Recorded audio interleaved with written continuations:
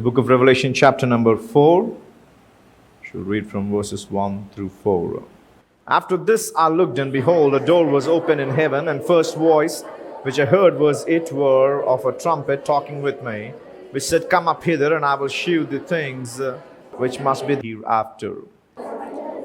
Immediately I was in the Spirit, and behold, a throne set in heaven, and one sat on the throne, who sat was like a jasper and a sardius stone in appearance, and there was a rainbow round the throne in appearance like the emerald. Round the throne were 24 thrones, and on the throne I saw 24 elders sitting, clothed in white robes, and they had crowns of gold on their heads. It's a very important thing that I want to share with you people, which is very significant to every one of you. చాలా ప్రాముఖ్యమైన విషయం మీ అందరికీ చెప్పాలనుకుంటున్నాను. ప్రకటన గ్రంథము ఏదో మర్మములతో కూడిన పుస్తకము కాదు. ప్రకటన గ్రంథము మీరు బ్రతుకుబో జీవితము, నిత్యత్వము గురించి రాయబడినది. ప్రకటన గ్రంథము పరలోక ప్రత్యక్షతను మీకు తెలియపరుస్తుంది. అట్టి ప్రత్యక్షత తెలిసినప్పుడే యెషయా లాంటి వాడు, నేను మలినమైన వాడిని ప్రభువా అని మొరపెట్టాడు.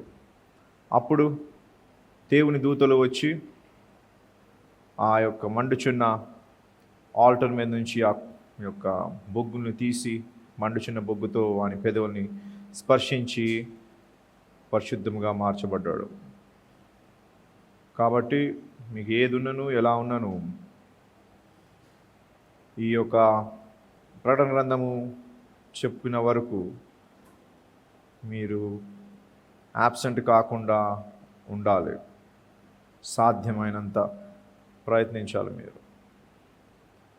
ప్రకటన గ్రంథం చెప్పేది కారణం ఎందుకు అంటే మనుషుల్ని సిద్ధపరచడానికి, సంఘములను సరిచేసి ఆయన మధ్యాకాశంలో వచ్చినప్పుడు ఆ కడబూరను విని మీరు రూపాంతరము చెందుటకు, మీ యొక్క జీవితంలో ఏ విధముగా మారాలో ఆ విషయం తెలియపరుస్తున్నాడు దేవుడు. కాబట్టి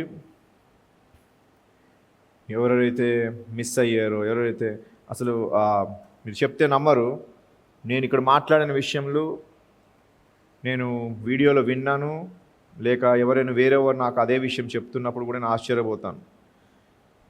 నేను ఎప్పుడు చెప్పాను అని అంటాను. వాళ్ళు పరిహాసంగా ఏదో అనుకుంటారు, కానీ నిజంగా అసలుకి నాకు ఆ విషయమే తెలియదు. ఆ పదములు కూడా నేను మాట్లాడినట్టు నాకు తెలియదు. సో కేవలం దేవుడు ఇచ్చిన మహిమవంతమైన జ్ఞానం ద్వారా ఈ విషయంలో మీకు తెలియపరచబడుతున్నాయి. మరలా ప్రకటన గ్రంథము మీ జీవితంలో ఈ విధంగా వినకపోవచ్చు మీరు. కాబట్టి చాలా జాగ్రత్తగా ఆసక్తితో వినండి. వినినదే మరలా యూట్యూబ్లో వేస్తున్నాము, వినండి. నాకు లైక్స్ గురించి ఇంకా మీకు చెప్పట్లేదు. మీరు ఒక 20 మంది చూస్తే నాకేం ఫరక్ పడదు. దాన్ని వినడం వలన దేవుని యొక్క ఇక్కడ తెలియపరిచింది కాకుండా అక్కడ నువ్వు స్వయముగా దేవుని దగ్గరికి వెళ్ళి నిల్చున్నప్పుడు దేవుడు నీకు ఇంకొక విధంగా మాట్లాడతాడు. నేను అటువంటి సాక్ష్యం విని ఉన్నాను, అందుకో చెప్తున్నాను. 2 సాక్ష్యాలు విన్నాను. ఒక దాంట్లో ఒక శోభారాణి గారు చెప్పిన మాట అది. విన్న వాక్యమే విన్నప్పుడు భయము కలిగి ఆ మాటకు లోబడి ఆమెకు డెసిషన్ తీసుకుంది. అలాగే ఒకరికి దేవుని ప్రత్యక్షత ఎన్నడూ ఎప్పుడు అర్థం కానిది ఇక్కడ విన్న తర్వాత కూడా అదే వీడియోని విన్నప్పుడు ప్రభువా నాకు తెలియపరచవా అన్నప్పుడు దేవుడు తనకు తాను ఒక భిన్నముగా మీకు ఎప్పుడు ఎన్నడూ తెలియని విధముగా తనకు తాను బయలుపరుచుకుంటాడు. కనుక దీన్ని ఏదో మెసేజ్ కదా అని వదిలేసుకోకండి. చెప్పడం నా వంతు చెప్పాను. ఎందుకనగా ఇది ఆఖరి మాటలు. ముఖ్యంగా 1 నుంచి 3 అధ్యాయాలలో ఉన్న ప్రతి విషయము మీ యొక్క మైండ్లో, మీ పెదవుల పైన ఉండాలి. అంత సిగ్నిఫికెంట్ అయిన విషయం, అంత ప్రాముఖ్యమైన విషయంలో. సో జాగ్రత్తగా దాన్ని పఠించండి. దాని వలన మీకు, మీ కుటుంబానికి గొప్ప దీవెన వస్తుందని ఈ గ్రంథము మొదలుపెట్టినప్పుడు చెప్పి ఉన్నాను. 66 గ్రంథములలో ఈ ఒకటే గ్రంథము నన్ను చదివిన ఎడల, నన్ను బోధించినప్పుడే కానీ, నా గురించి విన్నప్పుడే కానీ విన్నవానికి నేను ఆశీర్వదిస్తాను అని గొప్పగా చెప్పే ఏకైక గ్రంథం. కనుక ఆశీర్వాదం పోగొట్టుకుంటారు మీరు. దేవుని ప్రత్యక్షత తెలుసుకుంటే, తన సన్నిధానం తెలుసుకుంటే సమస్తము మీకు కలుగుతుంది. మీకు తెలియనివి, మీకు అవసరం అనుకున్నది, అవసరం లేదు అనుకున్నది సడన్గా అవసరమైనప్పుడు దేవుడు అవసరతగా మారుతాడు. కనుక చాలా జాగ్రత్తగా దాన్ని పఠించండి. మిస్ అయిపోయిన ఎపిసోడ్స్ని వినండి, లేకపోతే మొదటి నుంచి మరలా వినండి, సమయం తీసుకుని వినండి. ఈరోజు పొద్దున్న చెప్పారు అయ్యగారు, పొద్దున్న లెగుస్తారు, ఆఫీసులకు వెళ్తారు, కాలేజీకి వెళ్తారు, వస్తారు, తింటారు, పడుకుంటారు. నోహా సమయంలో ఎలాగైతే తిన్నారు, పడుకున్నారు, పార్టీ చేసుకున్నారు, అలాగే ఉంటున్నాయి. అన్నీ చేసుకుంటుంటాము. ఆదివారం ఒక వారం వచ్చేసి వెళ్ళిపోయినంత మాత్రం పరలోక రాజ్యానికి వెళ్ళరు. బైబిల్ చదువుకుని కొంచెం ప్రార్థన చేసుకున్నంత మాత్రం పరలోక రాజ్యానికి వెళ్ళరు. బైబిల్ చదువుతున్నప్పుడు దేవుడు మీరు ఏ స్థితిలో ఉన్నారు, ఏ విధముగా ఉన్నారనే విషయం దేవుడు మీతో మాట్లాడాలి.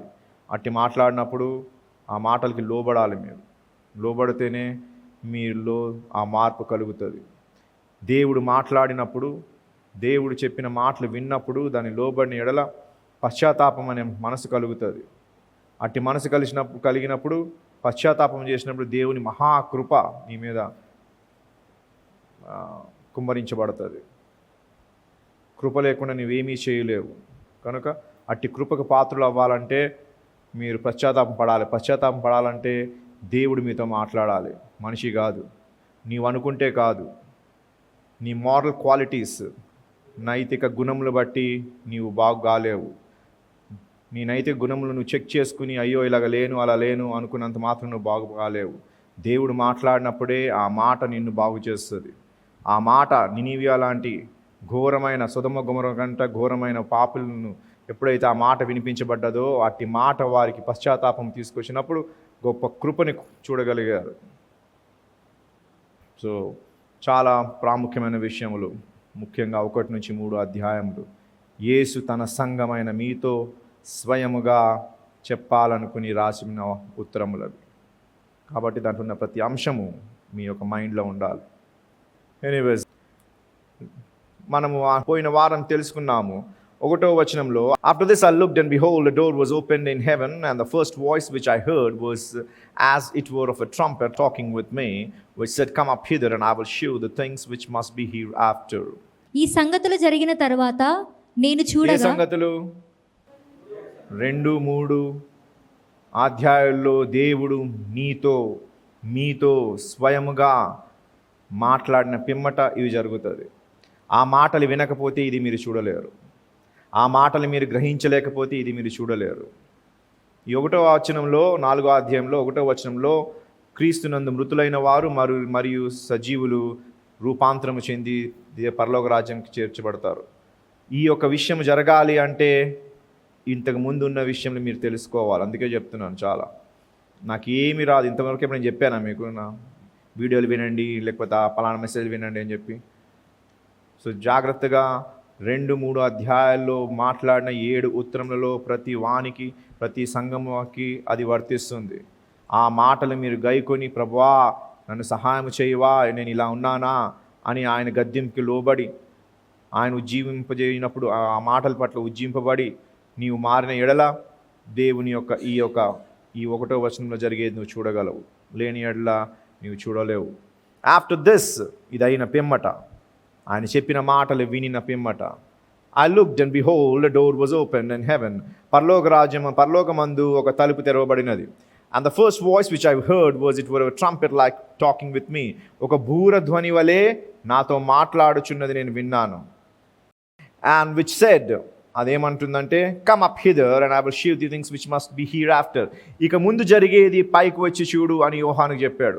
అలాగే 2-3 అధ్యాయాలు మీరు కానీ దాన్ని ధ్యానించి అది మీ యొక్క మైండ్లో, మీ యొక్క జీవితంలో ప్రతి ఒక్క విషయము కోల్పోకుండా, ఏది పోగొట్టుకోకుండా దాన్ని కానీ మీరు గ్రహించి దాని పట్ల నడిచిన ఎడల మీరు కూడా ఆ బూర శబ్దము విని ఆ శబ్దం పట్ల మీరు పరలోక రాజ్యంకి తీసుకెళ్ళబడతారు. అక్కడి నుంచి మీరు జరిగేవి చూడగలరు.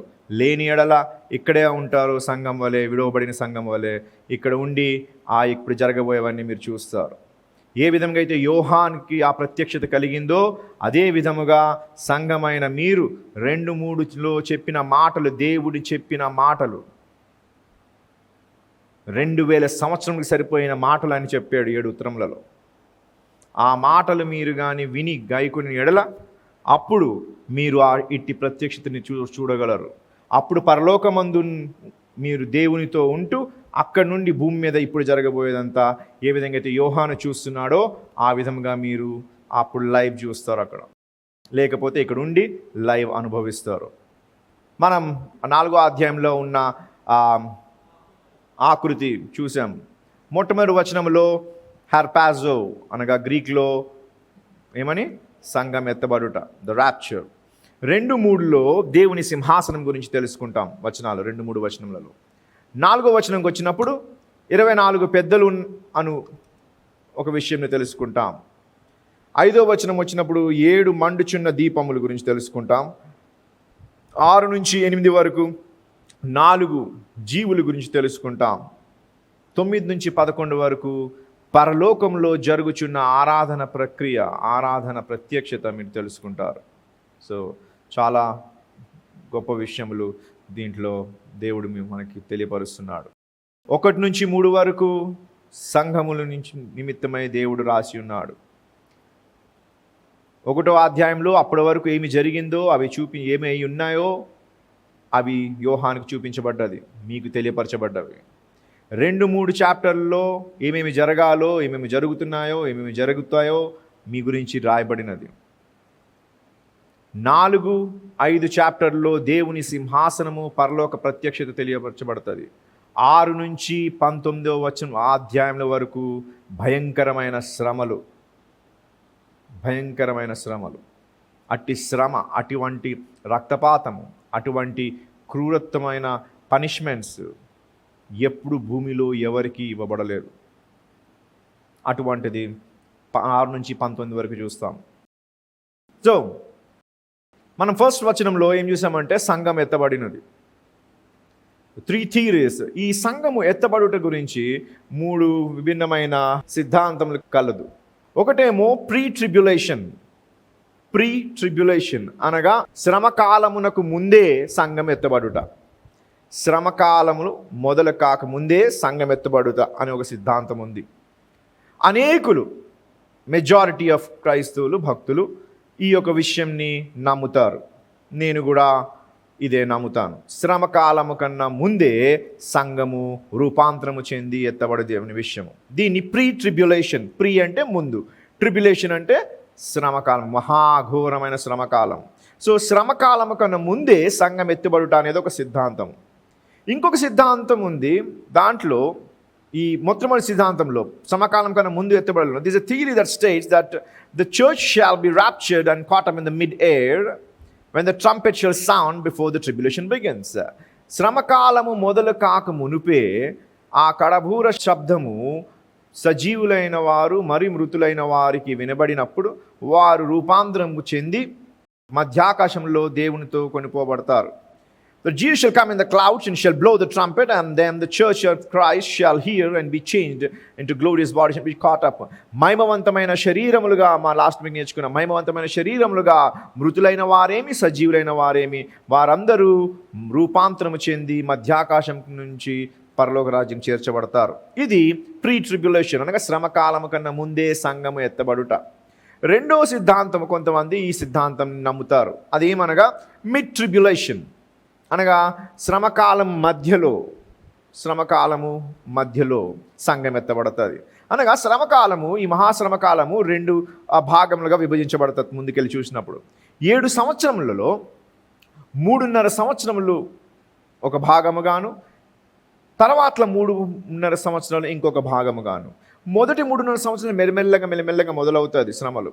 కానీ చివరి 3.5 సంవత్సరాల్లో మాత్రము భయంకరమైన ఘోరమైన శ్రమలు ఆ భూమి మీద జరుగుతాయి. సో ఈ మిడ్ ట్రిబ్యులేషన్ అనగా శ్రమకాలం మధ్యలో సంఘం ఎత్తబడతాయని కొంతమంది భక్తులు నమ్ముతారు.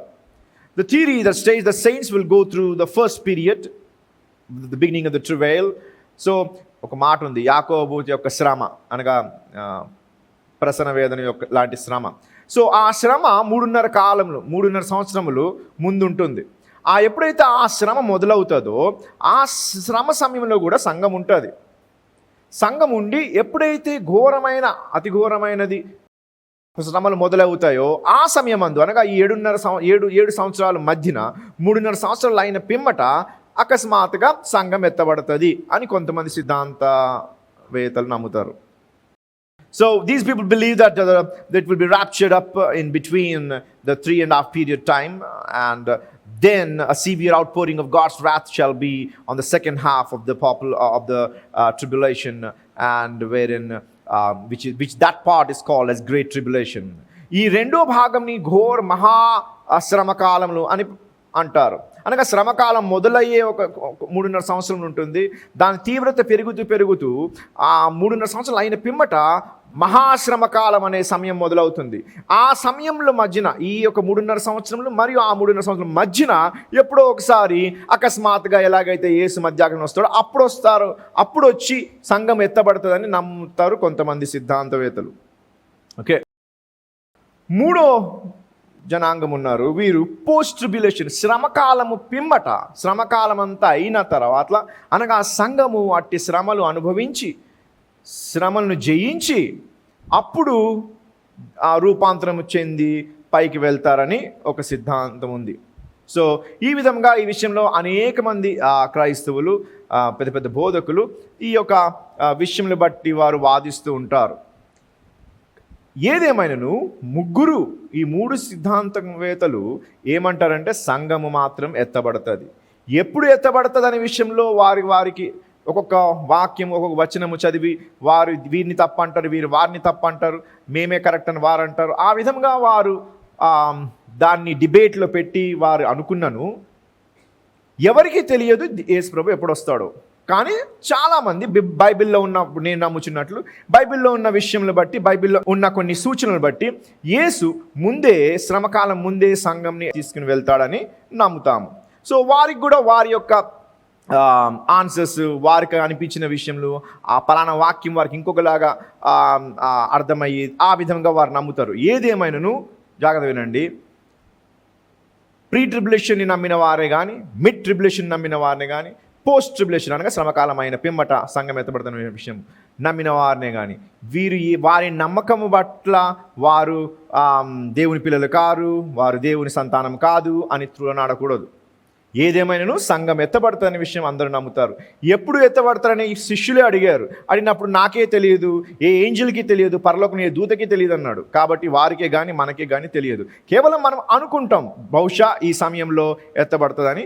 నేను అనుకున్న ఈ సిద్ధాంతం నిమిత్తమై, ఈ సిద్ధాంత ప్రకారంగా కొన్ని వాక్యములు చూసినప్పుడు అనిపిస్తుంది ఏమని, తప్పకుండా ఈ యొక్క సంఘము శ్రమకాలం కన్నా ముందే ఎత్తబడుతుందని. ఓకే, ఇప్పుడు ఈ యొక్క ప్రీ మిడ్ పోస్ట్ ట్రిబ్యులేషన్ అనగా శ్రమకాలం కన్నా ముందు, శ్రమకాలం మధ్యలో, శ్రమకాలం తర్వాత సంఘం ఎత్తబడుతుంది అనే విషయంని మనం కానీ డిస్కస్ చేసి మంది నేను డిబేట్ చేసి చూపించి నాదే కరెక్ట్ అని చూపించడానికి ఒక 3-4 నెలలు పడుతుంది. సో మనం ఆ విషయంలో ఎక్కువ తలదూర్చి మన సమయంని వృధా చేయకుండా కేవలం ఈ విషయంను నమ్ముదాం. బహుశా శ్రమకాలం కన్నా ముందే సంఘం ఎత్తబడుతున్న విషయం నమ్ముదాం.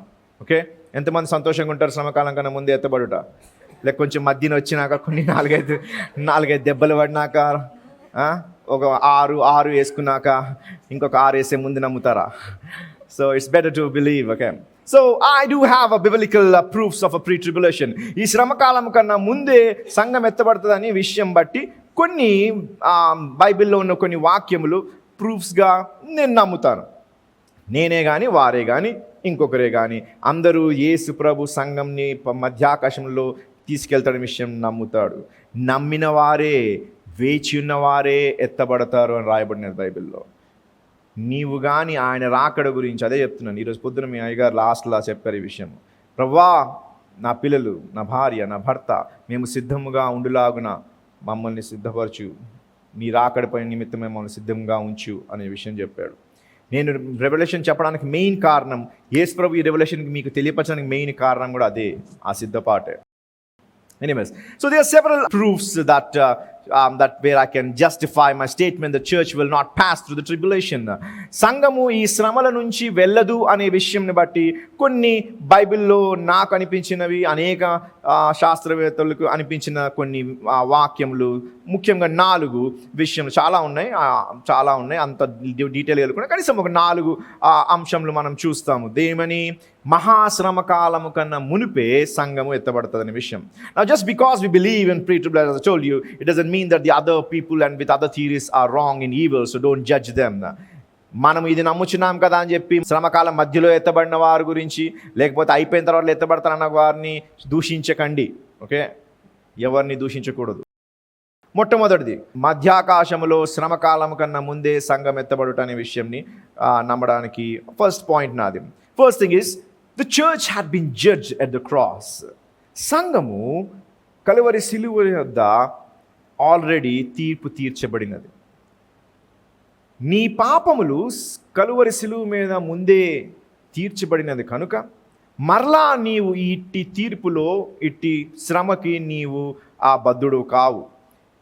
First reason is that because we are in Christ, we cannot be again justified or been executed of our punishments on the second time, because all our punishments have been pardoned on the cross as our sins have been judged on the cross.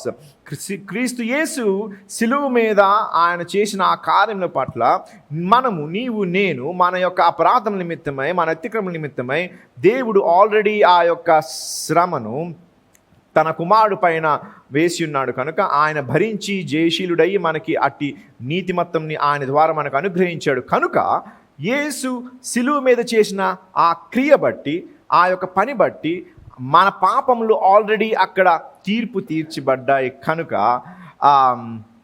మనము శ్రమకాలంలో ప్రవేశించే అవసరం ఉండదు అని నేను అనుకుంటున్నాను. Offering up his own body as a sacrifice, he made all who believe in him justified and perfect before God. తనకు తాను తన శరీరంని సమర్పించుకుని నా యొక్క పాపములు ఆ యొక్క బలియాగముగా అర్పించి మనలను దేవుని ముందు నీతిమంతుడుగా నిలవబెట్టినందుకు మనము, నీతిమంతులైన మనము ఆ యొక్క శ్రమ కాలంలో వెళ్ళము. అందుకే దానికన్నా ముందే దేవుడు మనలను తీసుకెళ్తాడు.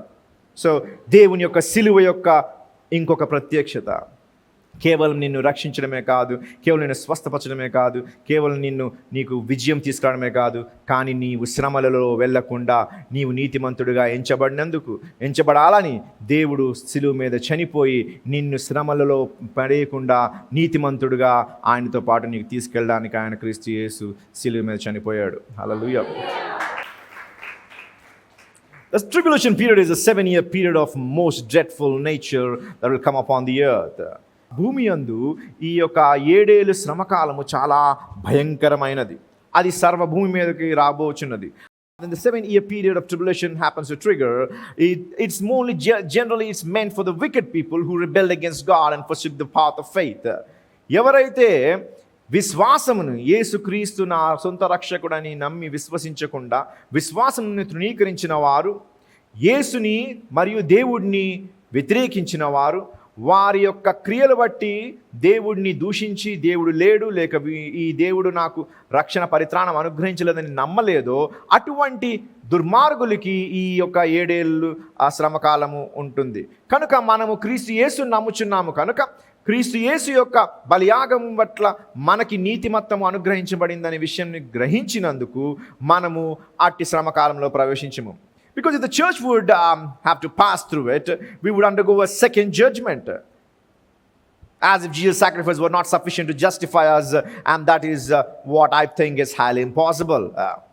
సంఘము ఒకవేళ శ్రమకాలంలో ప్రవేశించిన యెడల అది అప్పుడు ఏమవుతుందంటే మనకి రెండోసారి తీర్పు తీర్చబడినట్టు అవుతుంది. ఒక నేరముకి ఏ కోటైనను ఒకటేసారి శిక్షించాలి. ఆల్రెడీ మన నేరములన్నిటి నిమిత్తమై క్రీస్తు యేసుని ఆల్రెడీ శిక్షించబడినందుకు మనము మరలా అట్టి శ్రమకాలంలో ప్రవేశించిన యెడల అదే నేరము నిమిత్తమై ఆయన చనిపోయిన తర్వాతలో కూడా మనకి ఆ నేరమును బట్టి మరలా శిక్షించబడినట్లు ఉంటుంది కనుక మనం ఆ శ్రమకాలంలో ప్రవేశించము. మనం ఎందుకనగా రెండో మారు అదే అదే పాపం నిమిత్తమై, అదే అతిక్రమం నిమిత్తమై మనము శిక్షించబడుట అనేది చాలా అసంభవమైనది. ఎటువంటి ప్రపంచంలో ఎటువంటి జడ్జి కూడా, ఎటువంటి దుర్మార్గుడైన, ఎటువంటి దౌర్భాగ్యుడైన జడ్జి కూడా అటువంటిది చేయలేడు. అటువంటిది నీతిమంతుడైన దేవుడు ఎలా చేయగలడు? కనుక సంఘము ఎట్టి విధముగా కూడా ఈ యొక్క శ్రమకాలంలో వెళ్ళదు. ఎందుకనగా యేసుక్రీస్తు కలువరి శిలువ మీద తన ప్రాణంని ఇచ్చి మనల్ని రక్షించి ఉన్నాడు. హల్లెలూయా. That's why the Holy Spirit will translate the church before the tribulation. అందుకే పరిశుద్ధాత్ముడు వచ్చి, ఏ పరిశుద్ధాత్మ అయితే యేసుని ఆ యొక్క సమాధి నుండి తిరిగి రూపాంతరం చేసి మహిమవంతమైన శరీరంగా మార్చి తీసుకెళ్ళి లేపిందో, అదే పరిశుద్ధాత్ముడు నీకు నాకు మృతులైన వారికి మరి సజీవులైన మనలను ఆ యొక్క పరిశుద్ధాత్ముడు వచ్చి అదే విధముగా ఆ యొక్క శక్తితోనే మనల్ని రూపాంతరం చేసి మనల్ని పరలోక రాజ్యం చేరుస్తుంది. హల్లెలూయా. So that's the first reason why I believe that the church would not go through tribulation, because we have been judged at the cross. మనము సిలువపై తీర్పు నొంది ఉన్నాము గనక మనము ఈ శ్రమను లేదా హింసను భరించము, లేదా దానిలో పాల్గొందాము. Okay.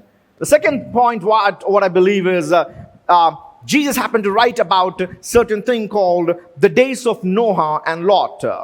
రెండవ కారణం నేను నమ్మేది ఎందుకు అని అంటే, లోతు దినములు మరియు నోవహు దినములను గూర్చి యేసుక్రీస్తు చెప్పి ఉన్నాడు. So there is a pattern of what will happen in the days to come. రాబోయే రోజుల్లో ఏదైతే జరగనుందో దానికి ఒక క్రమము కలదు. So there are certain things that happened in the book of Genesis and the story of in the life of Lot and Noah. పాత నిబంధనలోని ఆదికాండంలో లోతు మరియు నోవహు దినాల్లో కొన్ని విషయాలు జరిగి ఉండేను. So you should understand this very carefully. What I'm preaching, my father is not aware of it. What he's learning, I'm not aware of it. But if you understand, these are the same very words that have been spoken this morning by him, that the day your people are spending your life just like Noah days, you're eating and drinking and having party, and suddenly the wrath of God would be triggered upon all the earth. మీరు ఇది గ్రహించాలి. నేను చెప్పేది father గారికి తెలీదు, father గారు చెప్పే దాని గురించి నాకు తెలీదు. కానీ ఇద్దరము ఫాదర్ గారు ఉదయాన్ని కూడా ఇదే చెప్పి ఉన్నారు. నోవహు దినాల్లో ఎలాగైతే తినచ్చు త్రాగుచు పెళ్లికిచ్చి ఉన్నారో అదే రీతిగా లోతు దినముల్లో కూడా జరిగాను. అప్పుడే అకస్మాత్తుగా వారి మీదకి ప్రళయం వచ్చాను. So these are not we trying to come into agreement and teach you something, but it is the Spirit of God wants to make you realize that He is speaking to you, and you need to be very, very attentive and obedient unto this word. ఇది మేమిద్దరము అనుకొని చెప్పిన అంశం కాదు, పరిశుద్ధాత్ముడే స్వయాన మీతో మాట్లాడుతున్నాడు గనక చాలా శ్రద్ధగా జాగ్రత్తగా ఆలకించాలి మీరు. It's very significant చాలా ప్రాముఖ్యమైనవి ఇవి. that God happens to just customize His message specially for you, so that you would know and do what He wants you to do. దేవుడు మీ కొరకై ఈ సందేశాన్ని సిద్ధపరిచి ఉన్నాడు. ఎందుకనగా ఆయన చిత్తం ఏదైతే ఉందో అది మీరు గ్రహించాలని. So that's why I asked you in the beginning to be present or every Sunday till we do the revelation. అందును బట్టి ప్రకటన గ్రంథం అయిపోయే వరకు ప్రతి ఆదివారం మీరు హాజరు కావాలని నేను అడిగాను. Even after listening it here, go home and tune it back again, because there's something that God has customized in that room while you listen, a different perspective that what you didn't see here. ఇక్కడ విన్నా కూడా మీరు ఇంటికి వెళ్ళి మరలా యూట్యూబ్లో చూడండి. ఎందుకనగా ప్రతిసారి దేవుడు ఒక నూతన విషయాన్ని మీకై దేవుడు ఏదైతే దాచి ఉంచాడో ఆ విషయాన్ని మీ కొరకు బయలుపరుస్తాడు. It would be the revelation and the manifestation of His glory and His presence of worship that you see in this throne room shall be revealed unto you when you open it and sit before Him. ఆయన ఎదుట మీరు కూర్చుని ఆ ప్రకటన గ్రంథాన్ని లేదా ప్రత్యక్షత గ్రంథాన్ని మీరు ధ్యానించినప్పుడు దేవుడు తన యొక్క మహిమ ప్రత్యక్షతను మీకు కనపరుస్తాడు. Just like we watch our television serials, similarly make a habit of watching this at least a half an hour daily, so that this would be covered within 3-4 days. ఏ రీతిగానైతే మీరు టీవీ సీరియల్స్ చూస్తారో అదే రీతిగా ప్రతి దినము కనీసం ఒక అరగంట దీని కొరకు ఖర్చు చేయండి. ఆ రీతిగా మీరు ఈ అధ్యాయాలన్నిటిని త్వరగా పూర్తి చేయగలరు. I urge you, and I also advise you to take a book and make a journal of it, and just try to record whatever God is speaking to you personally. నేను మీకు అర్థించేది ఏదైతే ఉందో ఏమని అర్థిస్తున్నాను అంటే, ఒక బుక్ తీసుకొని దేవుడు మీతో ఏదైతే మాట్లాడుతున్నాడో వాటన్నిటిని రాసుకోండి. Suddenly, if God comes and you are left behind, అకస్మాత్తుగా దేవుడు వచ్చి మీరు విడవబడితే definitely like Cain, your countenance would fall. ఖచ్చితంగా కయ్యను వల్లనే మీ ముఖ రూపం కూడా మారుతుంది. And God would just say what he said to Cain, he shall say the same thing to you. కయ్యనుకు దేవుడు ఏదైతే చెప్పాడో అదే విషయాన్ని మీతో చెప్తాడు. Wouldn't have I honored your sacrifice if you have done it the way what I asked you and how I asked you to do it? నేను ఏ రీతిగా నిన్ను అర్పణ అర్పించమని కోరానో ఆ రీతిగా నువ్వు అర్పించి ఉంటే నేను దాన్ని స్వీకరించేవాడిని కదా. Suddenly your neighbor, your brother, your husband, your wife happens to be transfigured and you've been left behind and your countenance falls, and that's the same question that God is going to ask you. అకస్మాత్తుగా మీ పక్కన ఉన్న మీ సహోదరుడు అవ్వచ్చు, మీ భార్య అవ్వచ్చు, మీ భర్త అవ్వచ్చు, మహిమా రూపాన్ని ధరించుకొని వెళ్తే మీ ముఖం కూడా అలాగే వాలిపోతుంది. అప్పుడు దేవుడు మిమ్మల్ని ఇదే ప్రశ్న అడుగుతాడు. He said, when my son happened to talk to you, when I spoke to you, when I told you and showed you that this is my word customized for you, but yet you didn't keep heed for it, so now you need to bear it. నేనే స్వయాన మాట్లాడినప్పుడు నా కుమారుడు దాని గురించి చెప్పినప్పుడు మీరు దాన్ని ఆలకించక దాని పట్ల శ్రద్ధ చూపక మీరు వదిలేసి ఉన్నారు కనుక ఇలాగ మీకు జరిగిందంటారు. So please, I urge you, I plead you in name of Jesus to be very attentive, to be very heeding his word is very essential in this time. ఈ కాలంలో ఆయన వాక్యాన్ని వినడం, శ్రద్ధగా వినడం చాలా అవసరము, ప్రాముఖ్యము. అందుని బట్టే మీలో ప్రతి ఒక్కరిని నేను అర్థిస్తున్నాను, ఇది వినండి The అని. moment the church is raptured, there'll be no man of God to preach you any word. దేవుని సంఘం ఎత్తబడినప్పుడు మీకు దేవుని వాక్యం బోధించుటకు ఏ దైవజనుడు ఉండడు. No revelations, ప్రత్యక్షతలు ఉండవు, no worship services, ఆరాధనలు ఉండవు, no presence of God, దేవుని యొక్క సన్నిధి ఉండదు, no man of God. దైవజనులు ఎవరు ఉండరు. Either you have to accept the Antichrist or you need to stand against all the odds by yourself. అయితే మీరు క్రీస్తు విరోధినైనా ఆశ్రయించాలి, లేదా శ్రమలన్నిటినీ మీరే భరించాల్సి ఉంటుంది. All by yourself. మీరే స్వయాన భరించాలి. Nobody to lead you. ఎవరు మిమ్మల్ని నడిపించడానికి Nobody ఉండరు, to guide you. మీకు నిర్దేశం చేయడానికి ఎవరు ఉండరు. Today we are here and tries to keep on pushing you, keep on asking you to do things for the Lord and to make you to walk in his way, but yet you don't listen. You listen 2 days and again fall back. But that day no man of God, no preacher, no pastor, no television broadcast will be preaching or teaching you or directing your footsteps and your paths to walk in the righteous way. ఈనాడు మేమున్నాము గనక మేము మిమ్మల్ని దేవుని తట్టు, మిమ్మల్ని దేవుని మార్గంలో నడిపిస్తున్నాము. అయినను మీరు వినరు. 2 రోజులు నడుస్తారు, తర్వాత పడిపోతారు. కానీ ఆ దినాలు అలాగుండవు. మీకు దేవుని వాక్యం అందించడానికి ఏ మాధ్యమము ఉండదు, టీవీలో ప్రకటించబడదు, దైవజనులు ఉండరు, ఆరాధన ఉండదు, సంఘాలు ఉండవు.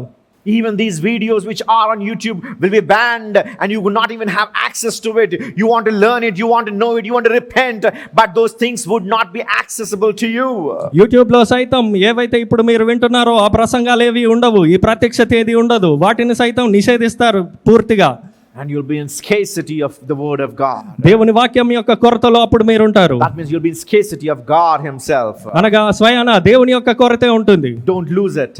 దాన్ని కోల్పోకండి. Don't step into that phase. అటువంటి దశలోకి అడుగు పెట్టకండి. Rather remain steadfast to his word. ఆయన వాక్యంలోనే హత్తుకొని స్థిరంగా ఉండండి. These what I told you till now is not in my notes. I'm not even thought of to telling you this thing. ఇప్పటిదాకా నేను మీకు చెప్పినవన్నీ నా నోట్స్ లో లేవు, చెప్పాలని కూడా నేను అనుకోలేదు. Just because the Holy Spirit is just pushing me, I'm just trying to tell you. పరిశుద్ధాత్ముడు నన్ను ప్రేరేపించినందున, ఒత్తిడి చేసినందున నేను మీతో చెప్తున్నాను. So please be attentive to it. కనుక చాలా జాగ్రత్తగా శ్రద్ధగా ఆలకించండి. Moses and Joshua, you know what they did? మోషే యెహోషువలు ఏం చేశారో తెలుసా? When the people of Israel want to go back to Egypt, Israel ప్రజలు ఐగుప్తుకు తిరిగి వెళ్దామని అనుకున్నప్పుడు they fell prostrate before them. మోషే యెహోషువలు ఆ ఇశ్రాయేలీయుల ఎదుట సాష్టాంగపడిరి. The leaders of this people, ఈ ప్రజల యొక్క నాయకులైన వారు, prophet of God, దేవుని యొక్క ప్రవక్త, the God's chosen, దేవుడు ఎన్నుకున్న వాడు, they fell prostrate before these people ఈ ప్రజల ఎదుట సాష్టాంగపడ్డాడు. and asked them, do not go. వెనక్కి వెళ్ళకండి అని అడిగారు. Similarly, అదే రీతిగా the same spirit is speaking to you tonight. ఆ ఆత్మే ఈ రాత్రి మీతో మాట్లాడుతుంది. I'm a person, I don't care what you do. నేను మీరు చేసేది ఏది పట్టించుకోను. I'll tell you, నేను చెప్తాను, you do it or not. మీరు చేయండి చేయకపోండి. But yet, అయినా కూడా the same spirit that's working in here, ఇక్కడ పని చేస్తున్న ఏ ఆత్మ అయితే ఉందో urging every one of you, మీలో ప్రతి ఒక్కరిని అర్థిస్తుంది, I'm pleading you in Jesus' name, యేసు నామములో మీకు మొరపెడుతుంది. don't lose this phase. ఈ దశని ఎప్పుడు కోల్పోకండి. Get to him. ఆయన యొద్దకు రండి. He wants to change you. ఆయన మిమ్మల్ని మార్చాలనుకుంటున్నాడు. Not to be transfigured, transformated, రూపాంతరం పొందడానికి you need to walk with God just like Enoch walked with God. హనోకు నడిచిన రీతిగా మీరు దేవునితో నడవాలి. And this is the perfect way that God wants you to walk with Him. ఇదే సరైన దారి ఆయనతో కలిసి నడవడానికి. Please walk with Him. దయచేసి ఆయనతో కలిసి నడవండి. Take time. కొంత సమయం తీసుకోండి. Because everything you have attained and ultimately you lose and condemn your soul for eternity, what good it is. ఎందుకనగా మీరు అంతా సంపాదించుకొని మీ ఆత్మని పోగొట్టుకుంటే అది దేనికి లాభము? So please కనుక దయచేసి walk with God. దేవునితో నడవండి. Till now, ఇప్పటి వరకు you happen to read your word. మీ వాక్యాన్ని మీరు చదివారు. Many things you couldn't understand. అనేకం మీకు అర్థం కాలేదు. But just see, కానీ చూడండి, the book that is full of mysteries. అనేక మర్మాలతో కూడిన ఈ గ్రంథము God, the Holy Spirit, పరిశుద్ధాత్ముడైన దేవుడు has taken time కొంత సమయం తీసుకున్నాడు. intervene into your church, మీ సంఘములోనికి జోక్యం chose చేసుకున్నాడు. you people, మిమ్మల్ని ఎన్నుకున్నాడు. so that this great mysterious book that's not revealed to great prophets, గొప్ప గొప్ప ప్రవక్తలకు బయలుపరచబడిన ఈ మర్మాలనేటివి great men of God, గొప్ప గొప్ప దైవజనులకు ప్రత్యక్షం కాలేదు. those ఇవి things are being revealed and manifested to you. అటువంటి గొప్ప గొప్ప ప్రత్యక్షతలు మీకు ప్రత్యక్షపరచబడి మీ ఎదుట ఉంచబడుతున్నాయి. Don't lose them. కనుక వీటిని కోల్పోకండి. Have reverence towards it. దీని పట్ల గౌరవం ఉంచాలి. మీరు Make a note of it. దాన్ని రాసుకోవాలి. మీరు And walk with Him. ఆయనతో కలిసి నడవాలి. That's what meditating the Word of God is. అదే దేవుని వాక్య ధ్యానం అంటే. You not really sit like me and search so hundreds of scriptures and listen to so many tapes and many messages and sermons about to bring you the right thing. మీ ఎదుటికి ఒక సందేశాన్ని తీసుకురావడానికి నేను అనేక మార్లు అనేక సందేశాలు విన్న రీతిగా మీరు కూర్చోరు కదా. All that you need to do is మీరు చేయాల్సిందల్లా log into one message and hear what God is speaking to you directly. ఒక సందేశాన్ని పెట్టుకొని వినండి. దేవుడు మీతో ఏం మాట్లాడాలనుకుంటున్నాడో అది మాట్లాడతాడు. He has manifested Himself in this place through this revelation. ఈ ప్రకటన గ్రంథం ద్వారా తన్ను తాను ఈ ప్రదేశంలో ప్రత్యక్షపరచుకున్నాడు ఆయన. Hallelujah. Hallelujah. The first thing is the reason why I believe in pre-tribulation is because Jesus had been crucified on the cross and has been justified by my sins on the cross. క్రీస్తు మన పాపముల నిమిత్తము సిలువపై శ్రమను అనుభవించాడు గనక శ్రమల కాలానికి ముందు అని నేను నమ్ముతున్నాను. So I believe that the church would be raptured before pre-tribulation. శ్రమల కాలానికంటే ముందే సంఘం ఎత్తబడుతుందని నేను నమ్ముతున్నాను. The second reason is రెండో కారణం ఏంటంటే Jesus talked about the days of Noah and days of Lot. నోవహు దినములు మరియు లోతు దినముల గురించి యేసుక్రీస్తు మాట్లాడాడు. First let's look at the time of Noah. నోవా కాలంలో ఏం జరిగిందో చూద్దాం. What happened in the story? ఆ గాథలో ఏం జరిగింది? We go back home and take time to read, though you know the story, but still take time and read chapter 6 through 8. మీకు ఈ గాథ తెలిసినను ఇంటికి వెళ్ళి చదవండి. 6 నుండి 8 అధ్యాయాలు చదవండి. Book of Genesis, not Revelation. ఆదికాండము 6 నుండి 8 అధ్యాయాలు Book of ఇంటికి వెళ్ళి Genesis చదవండి. 6 to 8. ఆదికాండము 6వ అధ్యాయం నుండి 8వ అధ్యాయం వరకు What చదవండి. happened in the story? గాథలో ఏం జరిగిందో Where చూడండి. we see that there is a record of events that happened and been mentioned by God, Yahweh, before Moses ever happened to live. God happened to dictate these things that was recorded from 6 through 8. ఈ ఆదికాండం 6 నుండి 8 అధ్యాయాల్లో దేవుడు మోషే ఇంకను రాకముందే దేవుడు తాను చెప్పాలనుకున్న వీటిలో చెప్పాడు.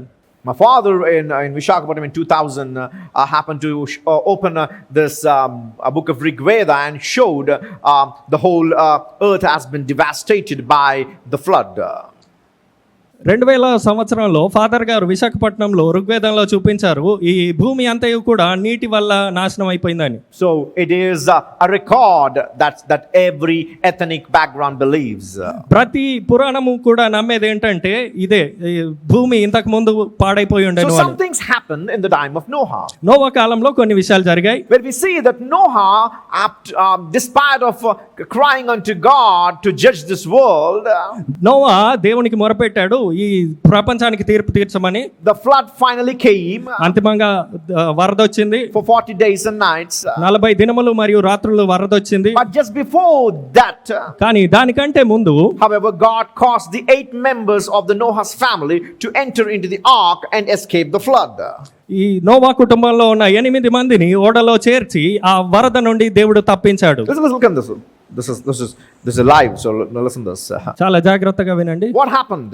ఏం జరిగింది? When Jesus was saying, just look at the days of Noah. యేసు చెప్పాడు నోవా దినములను ఒకసారి చూడండి అని. You might have read it many times in Matthew and Mattayi the సువార్తలో Gospels.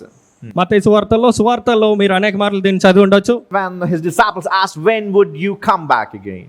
ఆయన శిష్యులు ఆయన అడిగినప్పుడు నీవు మరలా ఎప్పుడు తిరిగి వస్తావని ఆయన Nobody అడిగినప్పుడు knows it, the time and the hour.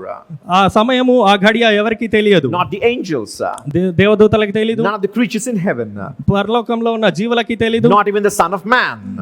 మనుష్య కుమారునికి సైతం తెలియదు. So none of the people knows it. ఎవరికి తెలియదు. But it will happen like the days of Noah. కానీ నోవహు దినములలో వల్లే ఇది జరుగును. These things would happen just like the way it happened at the time of Noah. నోవహు కాలంలో ఎలాగైతే జరిగిందో అదే రీతిగా ఈ కాలంలో సైతం జరుగుతుంది. Everyone might have read about this, right? ప్రతి ఒక్కరు చదివి ఉంటారు దీన్ని. What happened? ఏం జరిగింది? The wrath of God was poured through the cisterns opened up from the heavens and from the below, and the water happened to flood so much that the whole earth was being drowned under. దేవుని యొక్క ఉగ్రత వరద రూపంలో పరలోకపు తూములు మరియు భూమి యొక్క అగాధ తూములు తెరవబడి ఒక వరద వలె కుమ్మరించబడింది. So the whole waters came as a judgment upon all the people of the earth. భూమి మీద ఉన్న ప్రజలందరి మీదకి ఈ నీళ్ళంతా కూడా తీర్పు వలె వచ్చాయి. That's what I'm saying. This is alive. The Spirit of God just revealed unto me. It's not in my notes, but this is something very very lively to believe that pre-tribulation is the one that is true, I suppose. దేవుని వాక్యం సెలవిస్తా ఉంది. దేవుడి ఆత్మ స్వయాన మీకు సెలవిస్తా ఉంది కనుక చాలా జాగ్రత్తగా వినండి. In the time of Noah, Noah దినముల్లో the whole floods came and drowned all of the people upon the earth. వరదలోచి భూమి మీద ఉన్న నరులందరినీ ముంచివేసింది. So these are the people on the earth. భూమి మీద ఉన్న ప్రజలు వీరు. And the floods came and drowned them. వరదలోచి వారిని ముంచివేశాయి. They devastated them and killed them. వారిని నశింపజేసి వారిని చంపాయి. But కానీ Noah and his 8 family, all 8 members of his family, నోవాహు మరియు ఆయన కుటుంబంలో ఉన్న 8 మంది కూడా entered into an ark. ఒక పడవలోనికి చేరారు. The ark was not being pushed upon waters. ఆ ఓడ అనేది నీళ్ళ మీదకి తోయబడలేదు. The ark was on the planet. ఆ పడవ అనేది భూమి మీదనే ఉండేను. It was built on the ground. అది భూమి మీద నిర్మించబడింది. Okay, they entered through the ground. ఈ భూమి ద్వారానే వారు దానిలోకి ప్రవేశించారు. Entered into it and stayed in it. వారు దానిలోకి ప్రవేశించి దానిలో నిలవగానే The judgment came upon Noah and his family as well as all the people of the earth. తీర్పు అనేది నోవాహు కుటుంబం మీద మరియు నరులందరి మీదకి వచ్చింది. But how the people, listen, that's what I'm saying. That's what God has revealed me just now. So how did the people got saved? ఏ రీతిగా వారు రక్షింపబడ్డారు? Both have been happened to be executed up the judgment upon them. వారందరి మీదకి ఈ తీర్పు ఒకే రీతిగా వచ్చింది. Because they were all on the earth. ఎందుకనగా అందరూ భూమి మీదనే ఉన్నారు. But only these 8 people entered into the ark. కానీ ఈ 8 మంది మాత్రమే ఆ పడవలోనికి ప్రవేశించారు. And the judgment came. తీర్పు కిందకి వచ్చింది. The ark that was upon the planet, ఈ గ్రహం మీద ఉన్న నౌక when the flood was drowning the people, ప్రజలందరినీ వరద ముంచేస్తుండగా the people in the ark happened to float upon the same judgment. అదే తీర్పు మీద ఈ పడవలోని వారు తేలుతున్నారు. Can you see the way what I'm trying to talk? నేను చెప్పే విధానం మీకు అర్థమవుతుందా? When the tribulation comes upon the earth, భూమి మీదకి శ్రమలు సంభవించినప్పుడు we who enter into the ark called Jesus Christ, యేసుక్రీస్తు అనే పడవలోనికి మనం ప్రవేశిస్తాము. shall be raptured up, ఆ రీతిగా మనం ఎత్తబడతాము. taken above the punishment.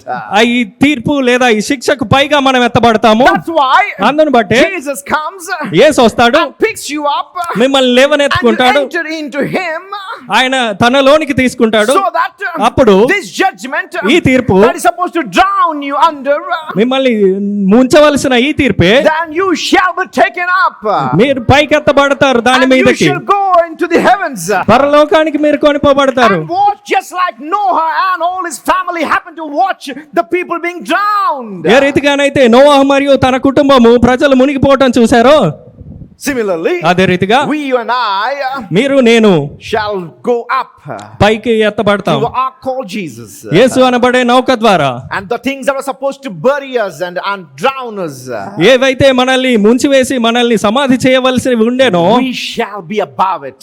మనము వాటికి పైగా ఉంటాము. Hallelujah. Hallelujah. Because Jesus is our ark. ఎందుకనగా యేసే మన నౌక. Hallelujah. Hallelujah. Let's open to Matthew chapter 24 verse 37. మత్తయి సువార్త 24వ అధ్యాయం 37వ వచనం చూద్దాం. నోవహు దినములు ఎలాగుండెనో Ah. మనుష్య కుమారుని రాకడయును అలాగే ఉండును. Hallelujah. Hallelujah. Do you understand? ఇప్పుడు అర్థమైందా?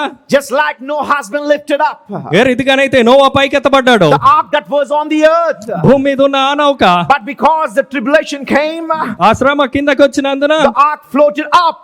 ఈ నౌక అనేది దానిపై తేలియాడింది. Similarly, you and me, the church of the living God, అదే రీతిగా జీవమై ఉన్న దేవుని యొక్క when సంఘమైన we మీరు enter నేను through Christ, క్రీస్తు ద్వారా మనం when the ప్రవేశించినప్పుడు, tribulation shall come, శ్రమ కిందకి వచ్చినప్పుడు we shall be floating up in the air. మనము గాలిలో అలాగ తేలిపోతూ ఉంటాము. Hallelujah. Hallelujah. Praise the Lord. దేవుని స్తుతిద్దాం. God let Noah and his family escape the flood by taking refuge in the ark before he judged the world. దేవుడు ప్రపంచానికి తీర్పు తీర్చబడ్డానికంటే ముందే నోహను మరియు ఆయన కుటుంబాన్ని ఓడలోనికి చేర్చుట ద్వారా రక్షించాడు. How much more he will make a way of escape from the tribulation to his beloved, to whom he gave his life and his blood and everything so that he could save you.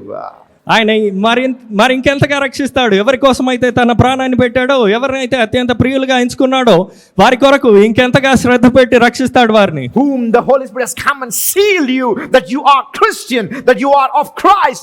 If he has given his life for you and want to save you, how kind of a salvation would that be, that he will lead you into tribulation? పరిశుద్ధాత్ముడే స్వయాన వచ్చి మిమ్మల్ని క్రైస్తవులుగా ముద్రించి ఉన్నాడు. మీ కొరకు ఆయన ప్రాణం పెట్టి ఉన్నాడు. ఆయన మిమ్మల్ని శ్రమలో వదిలిపెడతాడా? It would be contrary to God's nature if he does so. దేవుడు అలాగ చేస్తే అది ఆయన స్వభావ విరుద్ధమవుతుంది. If there is no distinction between the wicked people and the people in Christ, then what kind of a life would we be living? దుష్టులకి క్రీస్తునందు ఉన్న వారికి భేదం లేకపోతే మనం జీవించే జీవితం ఎటువంటిదై ఉంటుంది? How can God judge his bride, ఎలాగూ దేవుడు తన వధువును తీర్పు తీర్చగలడు? whom he purchased with his own blood? తన స్వరక్తం ఇచ్చి కొన్న వధువు అయి ఉండేనా ఆమె? How would he live with these wicked people in this world, to live with them so that you would endure the same kind of judgment? దుష్టులతో మిమ్మల్ని ఎందుకు వదిలిపెడతాడు? వారు ఏ శిక్ష అయితే మీరు భరిస్తున్నారో అదే శిక్ష మీరు భరించాలని ఆయన ఎలాగ విడిచిపెడతాడు? That's why అందుని బట్టి I do believe నేను నమ్మేది ఏంటంటే that the church would be raptured before tribulation. శ్రమల కాలానికంటే ముందే సంఘం ఎత్తబడుతుంది Because అని. Jesus has been judged on the cross. ఎందుకనగా యేసు శిలువ మీద తీర్పు నొందాడు. And the second is because the days of Noah. మరి రెండవ కారణము నోవహు దినములు. Not only Noah, Jesus also spoke about the days of Lot to consider. నోవహు గురించి మాత్రమే కాదు, లోతు గురించి కూడా యేసు మాట్లాడాడు. Now, if you look into the story of Lot, లోతు గాథను ఒకసారి పరిశీలిస్తే he was living in a place called Sodom and Gomorrah. సొదొమ గొమొర్రా అనే ప్రాంతంలో ఇతను నివసిస్తున్నాడు. Now, though it was a choice of own will that Lot happened to live in Sodom and Gomorrah. లోతు తానే స్వయాన ఎంపిక చేసుకున్నాడు సొదొమ గొమొర్రాకు వెళ్ళి నివసించాలని. But you know why God saved him? కానీ ఎందుకు దేవుడు అతన్ని రక్షించాడో తెలుసా? Because God termed him to be righteous. ఎందుకనగా దేవుడు అతన్ని నీతిమంతుడిగా ఎంచాడు. Now, many of us don't agree with it. మనలో అనేకులం దాన్ని ఒప్పుకోం. But do you know, when we listen to the conversation of God and Abraham, కానీ దేవుడు మరియు అబ్రహాం యొక్క సంభాషణ వింటే what was Abraham talking to God? Abraham దేవునితో ఏం If there మాట్లాడుతున్నాడు? are 40 righteous or 50 righteous, అక్కడ 40 మంది నీతిమంతులు ఉంటే 50 మంది నీతిమంతులు will ఉంటే you save him? వారిని రక్షిస్తావా? Will you save that? Will you spare that city after your judgment? ఆ పట్టణాన్ని తీర్పు తీర్చకుండా వదిలేస్తావా? So what does it mean? దాని అర్థం ఏంటి? That if there are righteous, listen very carefully. చాలా జాగ్రత్తగా వినండి. అక్కడ నీతిమంతులు ఉంటే, If they are righteous, అక్కడ నీతిమంతులు God ఉంటే would not bring his judgment upon the righteous. నీతిమంతుల మీదకి దేవుడు తన తీర్పు తీసుకొని రాడు. That's why Abraham was in discussion with God. అందుని బట్టే అబ్రహాము దేవునితో How సంభాషిస్తున్నాడు. about 100 people? 100 మంది ఉంటే ఎలాగా? How about 50 people? 50 మంది ఉంటే ఎలాగా? How about 40? 40 ఉంటే ఎలాగా? How about 30? 30 ఉంటే ఎలాగా? What he's talking about? దేని గురించి If మాట్లాడుతున్నాడు? you can find so many people in there, అక్కడ ఇంతమంది నువ్వు కనుగొంటే would you save that city? ఆ పట్టణాన్ని రక్షిస్తావా? What God said. దేవుడు ఏమన్నాడు? Yes, if I find so many people, నేను అంతమందిని కనుగొంటే I will save it. నేను ఆ పట్టణాన్ని What's రక్షిస్తాను. God saying? దేవుడు ఏం చెప్తున్నాడు? If I find righteous, నేను నీతిమంతుల్ని కనుగొంటే I will not bring judgment. నేను తీర్పు తీసుకుని రాను. Is it not strange that we, the church, are called as the righteousness of God? ఇది వింతగా లేదా? మనము సంఘమై ఉన్న మనము దేవుని నీతిగా పిలువబడిన మనము Why would he bring judgment upon us? ఏ రీతిగా ఆయన మన మీదకి తీర్పు తీసుకుని వస్తాడు? Now look about if there were not even 10 righteous, obviously. అక్కడ కనీసం 10 మంది కూడా నీతిమంతులు లేకపోతే That's why Sodom and Gomorrah was totally devastated. అందుని బట్టే సొదొమ గొమొర్రా పూర్తిగా But నశింపజేయబడ్డాయి. the question is, నా ప్రశ్న ఏంటంటే why was Lot rescued? ఎందుకు లోతు రక్షింపబడ్డాడు? Why was Lot Lot rescued? లోతు ఎందుకు రక్షింపబడ్డాడు? Lot was rescued because according to God's perception, not yours and mine, God taught him, God perceived him to be the righteous man just like Abraham. దేవుడు మీ తలంపుల్ని బట్టి నా తలంపుల్ని బట్టి చూడలేదు. దేవుని తలంపుల్లో లోతును నీతిమంతునిగా చూశాడు. Why? ఎందుకు? Because he saved him. ఆయన్ని రక్షించాడు గనక. Was not the conversation that if the righteous are there, I would save them? ఈ సంభాషణ ఇంతకు ముందు జరిగింది కదా, నీతిమంతులు ఉంటే రక్షిస్తావా అని. See, I personally told this and brought you to story of Ruth many times and showed you why God saved Lot.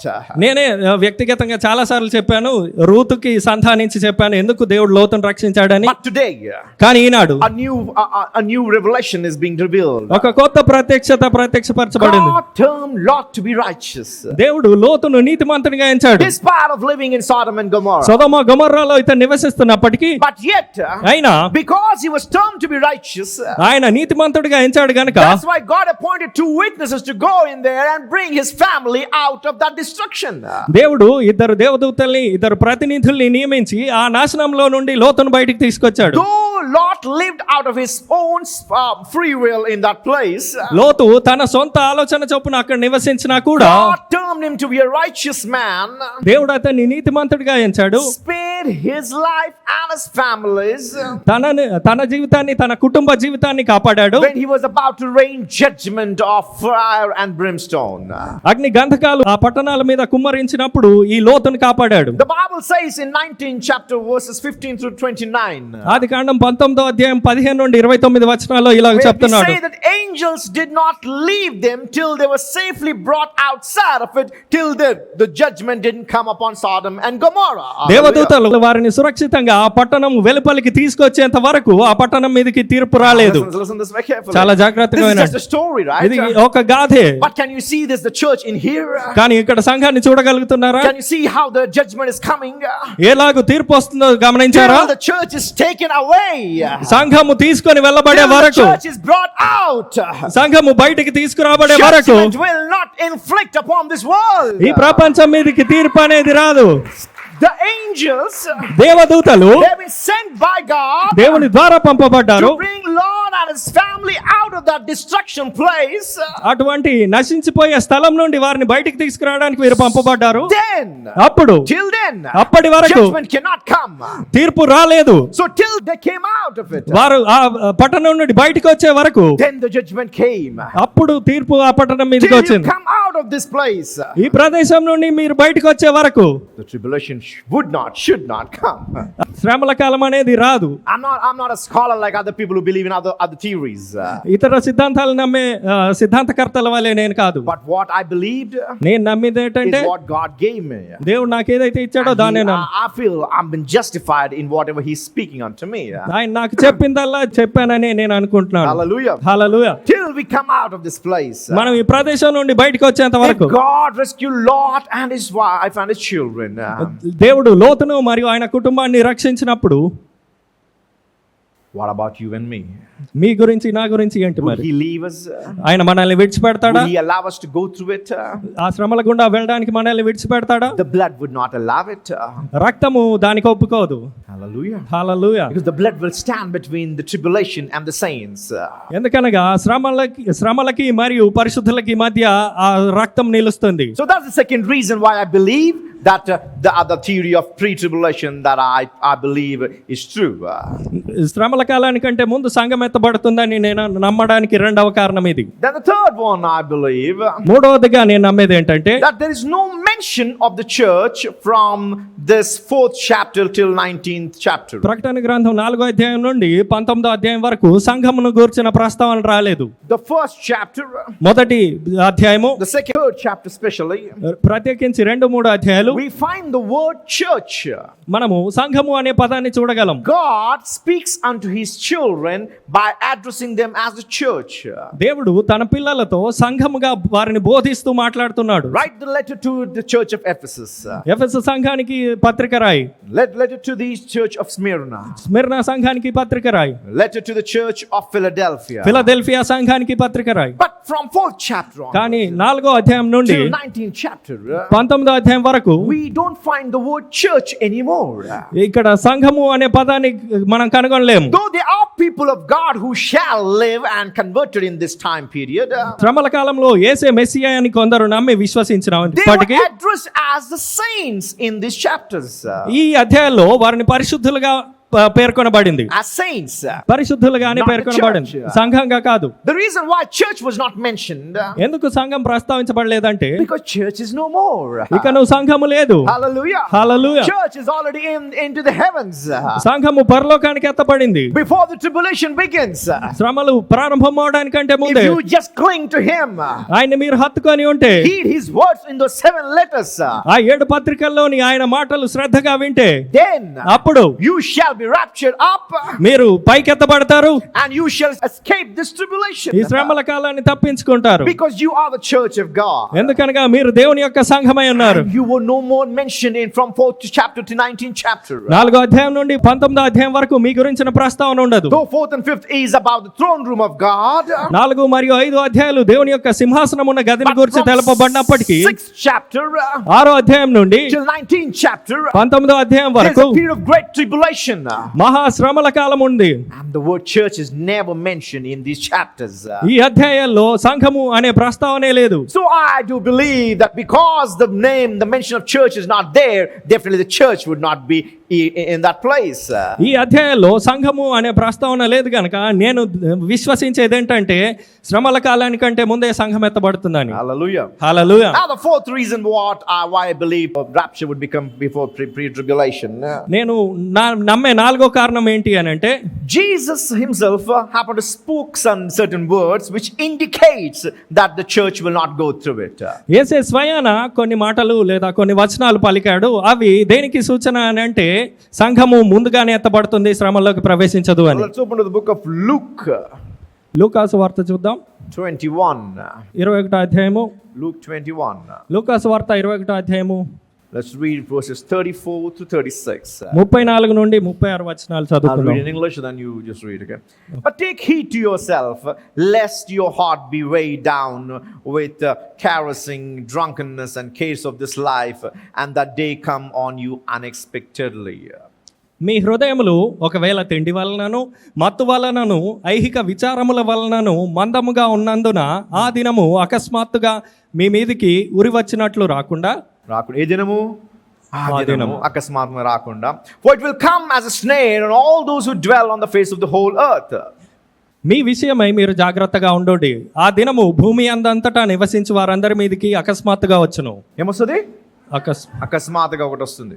Watch therefore and pray always that you may be counted worthy to escape all these things that will come to pass and to stand before the Son of Man. కాబట్టి మీరు జరగబోవు వీటినెల్లను తప్పించుకొని మనుష్య కుమారుని ఎదుట నిలువబడుటకు శక్తి గల వారగునట్లు ఎల్లప్పుడూ ప్రార్థన చేయుచు మెలకువగా ఉండడని చెప్పాను. Your prayer will save you from this tribulation. మీ ప్రార్థన అనేది ఈ శ్రమల నుండి మిమ్మల్ని తప్పిస్తుంది, రక్షిస్తుంది. మీ ప్రార్థన will make you stand before God. దేవుని ఎదుట మీరు నిలిచేలాగా చేస్తుంది. Suddenly those things that shall trigger upon this earth, upon a whole earth. అకస్మాత్తుగా ఈ విషయాలన్నీ కూడా యావత్ భూమి మీద సంభవిస్తాయి. That day, ఆ దినాన if you watch and pray, మీరు గనుక కనిపెట్టి ప్రార్థిస్తే you will be counted to be worthy enough to escape those things. అవి మీరు తప్పించబడుటకు యోగ్యులుగా మీరు దేవుని ఎదుట So కనిపిస్తారు. that you would stand before the Son of Man. అప్పుడు మీరు మనుష్య కుమారుని ఎదుట నిల్చోగలరు. That's what rapture is. అదే సంఘం ఎత్తబడుట. Son of Man comes in the mid-air. మధ్యాకాశంలోనికి మనుష్య కుమారుడు వస్తాడు. If you watch and pray, మీరు కనిపెట్టి ప్రార్థిస్తే you will be transfigured. మీరు రూపాంతరం అవుతారు. And you will escape the tribulation that's going to trigger. రాబోయే శ్రమల కాలాన్ని మీరు తప్పించుకుంటారు. And you shall come up before your Son of Man. ఆ మనుష్య కుమారుని ఎదుటకు మీరు తీసుకొని రాబడతారు. Because of this verse, ఈ వాక్యం ఆధారంగా I do believe that rapture would take place before the tribulation. నేను శ్రమల కాలానికంటే ముందే సంఘం ఎత్తబడుతుందని నమ్ముతాను. Hallelujah. Hallelujah. Did Jesus say that we should make preparation to pass through all things that will happen to us in these verses?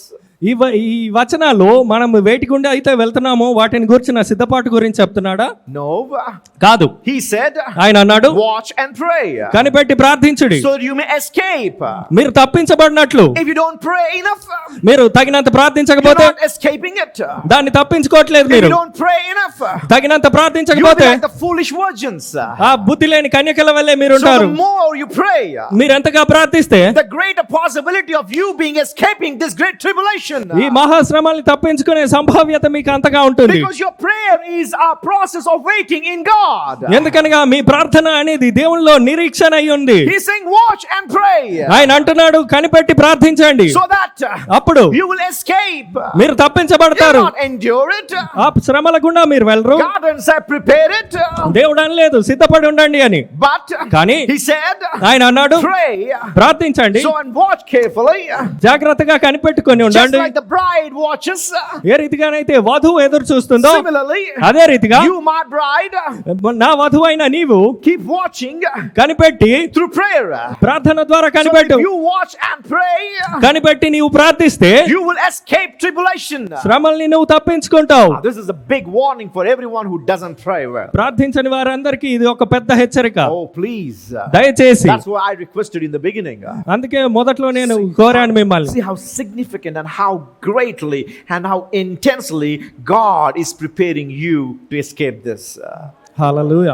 దేవుడు ఎంత ప్రాధాన్యత, మీకు ఎంత ప్రాధాన్యం ఇచ్చి, ఎంత శ్రద్ధను మీ పట్ల చూపి ప్రార్థించండి, దీని నుండి మీరు తప్పించుకుంటారు అని చెప్తున్నాడు.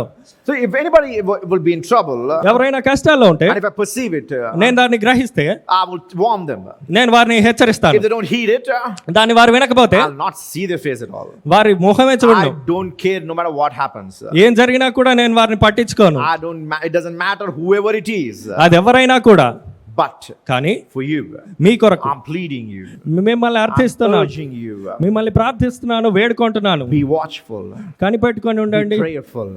ప్రార్థిస్తూ ఉండండి. So that you would skip this great tribulation. ఈ మహాశ్రమల్ని మీరు తప్పించుకుంటారు. You would transfigured into the glorious bodies. మహిమ శరీరంగా మీరు రూపాంతరం పొందుతారు. Let's also read 1 Thessalonians chapter 1 verse 10, please. మొదటి తెస్సలోనిక 1వ అధ్యాయం 10వ వచనం చూద్దాం. He also tells us here to wait for his son from heaven, whom he raised from the dead, even Jesus which delivered us from the wrath to come. దేవుడు మృతులలో నుండి లేపిన యేసు అనగా రాబో ఉగ్రత నుండి మనలను తప్పించుచున్న ఆయన కుమారుడైన యేసు. Hallelujah. Hallelujah. We need to watch and pray so that we would skip this tribulation. మనం కనిపెట్టుకొని ప్రార్థించినప్పుడు మనం ఈ శ్రమల నుండి తప్పించబడతాం. So these words of Jesus and the words of Apostle Paul, యేసు యొక్క ఈ మాటలు మరియు అపోస్తలుడైన పౌలు యొక్క ఈ మాటలు it clearly tells me that the church, if they watch and pray, స్పష్టంగా నాకు సెలవిస్తున్నాయి. వారు గనక కనిపెట్టి ప్రార్థిస్తే we will skip tribulation. Hallelujah. మనము శ్రమల నుండి తప్పించబడతాం. The easiest way is not living a perfect life, సులభమైన మార్గం అనేది సంపూర్ణమైన జీవితం జీవించడం కాదు, but to pray. ప్రార్థించడమే. If you pray, ప్రార్థిస్తే you're skipping this tribulation. ఈ శ్రమల నుండి మీరు తప్పించబడతారు. If you're praying, మీరు ప్రార్థిస్తూ ఉంటే the Lord's help is at hand. దేవుని యొక్క సహాయం మీకు సమీపంలో If ఉంటుంది. you pray, మీరు ప్రార్థిస్తే you will be victorious. మీరు జయశీలురు అవుతారు. Your problems are underneath your feet. మీ సమస్యలు అనేవి మీ కాళ్ళ కింద ఉంటాయి. The more you pray, మీరు ఎంతగా the ప్రార్థిస్తే more you conquer. అంతగా జయిస్తారు. The more you pray, మీరు ఎంతగా ప్రార్థిస్తే the much you will see the glory of God. దేవుని యొక్క మహిమను మీరు అంతగా చూస్తారు. The more you pray, మీరు ఎంతగా ప్రార్థిస్తే the greatest possibility of you skipping the tribulation. శ్రమల కాలం నుండి మీరు తప్పింపబడే సంభావ్యత అంత హెచ్చుగా ఉంటుంది. Hallelujah. Hallelujah. If he delivers from the right to come, from the wrath to come, how could he also make us go through it? ఆయన మనల్ని రాబోయే ఉగ్రత నుండి విడిపిస్తే ఎలాగ మనల్ని దాని గుండా తీసుకెళ్తాడు? If he's saved us, that we would not be damned to eternal lake of fire. మనము నిత్య నరకంలో పడకుండా ఆయన మనల్ని రక్షిస్తే Why would he leave us in this tribulation to endure? ఎందుకైనా మనం ఈ శ్రమల కాలాన్ని భరించేలాగా చేస్తాడు? If you watch and pray, మీరు కనిపెట్టి ప్రార్థిస్తే you're transfigured. మీరు రూపాంతరం పొందుతారు. You're transferred into glorious bodies. ఒక మహిమ శరీరంగా మీరు రూపాంతరం Let's పొందుతారు. also read Revelation chapter 3 verse 10, please. ప్రకటన గ్రంథం 3వ అధ్యాయం 10వ వచనం చూద్దాం. Jesus said to the church of Philadelphia, Philadelphia సంఘంతో దేవుడి మాటలు చెప్తున్నాడు. oh, you've been Philadelphia. మీరే ఫిలదెల్ఫియా అయి You ఉన్నారు. gave your money to and your seed to bring forth gospel into the land of Miryalaguda. Miryalaguda పట్టణంలో సువార్త ప్రకటించడానికి మీరు విత్తారు. And by which దాని ద్వారా you also stand like Philadelphia. Philadelphia వల్లనే మీరును నిలబడ్డారు. But you know what God promised to Philadelphia? కానీ దేవుడు ఫిలదెల్ఫియాకి ఏం వాగ్దానం చేశాడో Let's తెలుసా? read it.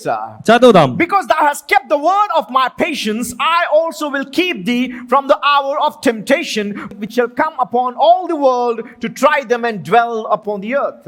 నీవు నా ఓర్పు విషయమైన వాక్యమును గైకొంటివి గనుక Ah. భూనివాసులను శోధించుటకు Ah. లోకమంతటి మీదకి రాబో శోధన కాలములో Ah. నేనును నిన్ను కాపాడేదను. Hallelujah. Hallelujah. You need to be victorious in prayer. ప్రార్థనలో మీరు జయశీలురవ్వాలి. Prayer is a victory to win over tribulation.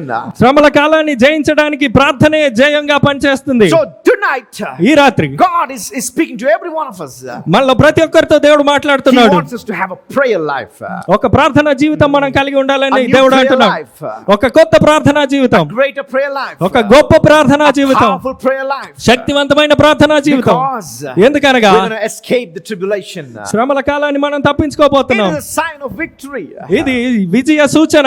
He said, if you keep my word, నీవు నా వాక్యాన్ని, నా ఆజ్ఞను, నా మాటను గైకొంటే, what he's saying to you tonight, ఈ రాత్రి ఆయన మీతో ఏదైతే చెప్తున్నాడో దాన్ని మీరు వింటే, if you keep it, దాన్ని గైకొంటే, if you obey it, దానికి విధేయులైతే you will not see this great tribulation. ఈ మహాశ్రమల్ని మీరు చూడరు. Hallelujah. Hallelujah. Praise the Lord. దేవుని స్తుతిద్దాం. When we take all the scriptures into account of the teachings of Jesus, యేసుక్రీస్తు చెప్పిన ఈ బోధలన్నిటిని పరిశీలించిన మీదట I personally believe and conclude with certainty that Jesus not will bring tribulation of the judgment upon this world when you and I are upon this world. నేను ఇవన్నీ పరిశీలించిన మీదట నేను గ్రహించింది, నేను నమ్మేది ఏంటంటే శ్రమల కాలం అనేది మనం ఈ భూమి మీద ఉన్నంత వరకు రాదు. So కనుక when does it come? ఎప్పుడు వస్తుంది మరి? When we completely get translated as his church and go up and catch him up in the midair. సంఘంగా మనము రూపాంతరము నొంది మధ్యాకాశంలో ఆయన యుద్ధకు చేరినప్పుడు శ్రమలు వస్తాయి. My main purpose in preaching this book of Revelation ఈ ప్రకటన గ్రంథం బోధించడంలో నా ముఖ్య ఉద్దేశం ఏంటంటే is not to teach you how skillfully you can pass through tribulation. మీరు ఎంత నైపుణ్యతతో శ్రమల గుండా వెళ్తారని చెప్పడానికి కాదు. జాగ్రత్తగా వినండి. How skillfully you could just skip the tribulation. That's not the reason why I'm talking and teaching you this book.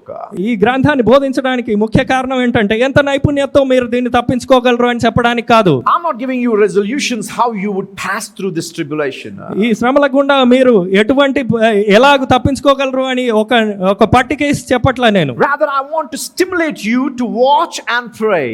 నేను మిమ్మల్ని కనిపెట్టి ప్రార్థించేలాగా మిమ్మల్ని ప్రేరేపిస్తున్నాను. By which you can show the surety of proof that you will be caught up in the midair.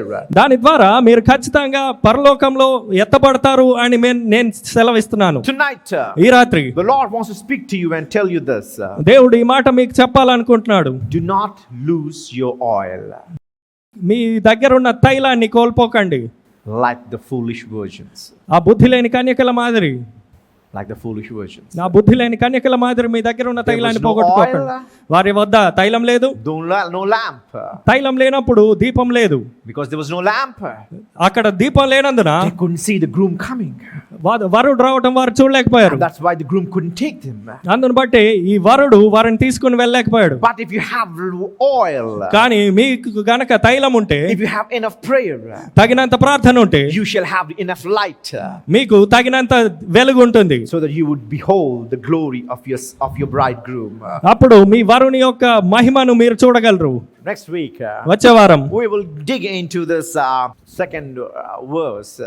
రెండో వాక్యంలోనికి లోతుగా వెళ్దాం. Okay. Till now we were still in the first verse, right? ఇప్పటిదాకా మనం మొదటి వచనంలోనే ఉన్నాం.